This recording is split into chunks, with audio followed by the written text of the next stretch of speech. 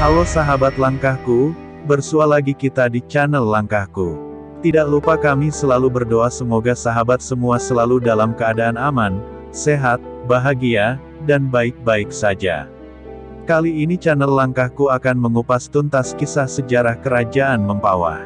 Sebelum lanjut, jangan lupa subscribe dan tekan tombol loncengnya, karena Langkahku adalah jejakmu.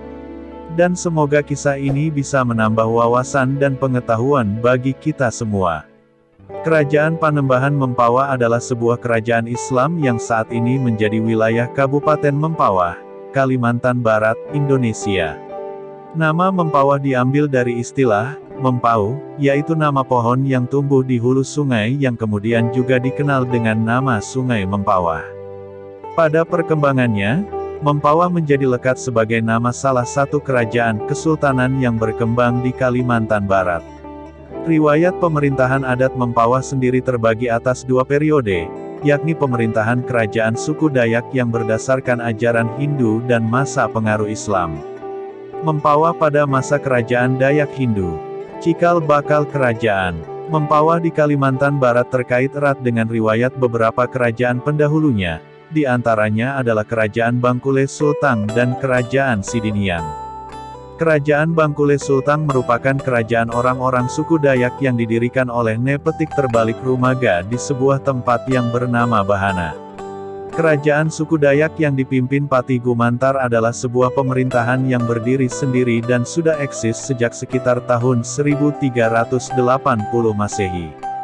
Dikarenakan pusat kerajaan ini berada di Pegunungan Sidiniang, di daerah Sangking, Mempawah Hulu, maka kerajaan ini lebih dikenal dengan nama Kerajaan Sidiniang. Dikisahkan, Patih Gumantar pernah menjalin hubungan dengan Gajah Mada dari Kerajaan Majapahit dalam rangka mempersatukan negeri-negeri di Nusantara di bawah naungan Majapahit.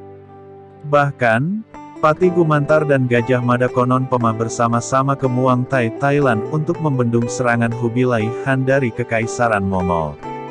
Bukti hubungan antara Kerajaan Sidiniang dengan Kerajaan Majapahit adalah adanya keris yang dihadiahkan kepada Patih Gumantar.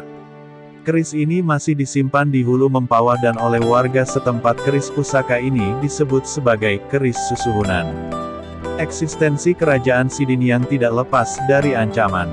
Salah satunya adalah serangan dari kerajaan suku Biaju. Dalam pertempuran yang terjadi pada sekitar tahun 1400 itu, terjadilah perang penggal kepala atau perang Kayau-Mengayau yang mengakibatkan gugurnya Patih Gumantar. Dengan gugurnya Patih Gumantar, riwayat Kerajaan Sidiniang pun berakhir. Namun, ada pendapat yang mengatakan bahwa kedudukan Patih Gumantar diteruskan oleh puteranya yang bernama Patih Nyabak. Namun, masa pemerintahan Patih Nyabak tidak bertahan lama karena Kerajaan Sidiniang terlibat perselisihan dengan Kerajaan Lara yang berpusat di Sungai Raya Negeri Sambas. Selepas kepemimpinan Patih Nyabak, riwayat Kerajaan Sidiniang belum terlacak lagi. 200 tahun kemudian, atau sekitar tahun 1610 berdirilah pemerintahan baru yang dibangun di bekas puing-puing Kerajaan Sidiniang.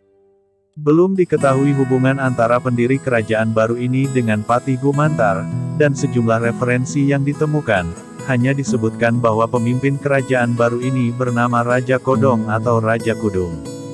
Raja Kudung kemudian memindahkan pusat pemerintahannya dari Sidiniang ke Pekana. Pada sekitar tahun 1680 Raja Kudung mangkat dan dimakamkan di Pekana.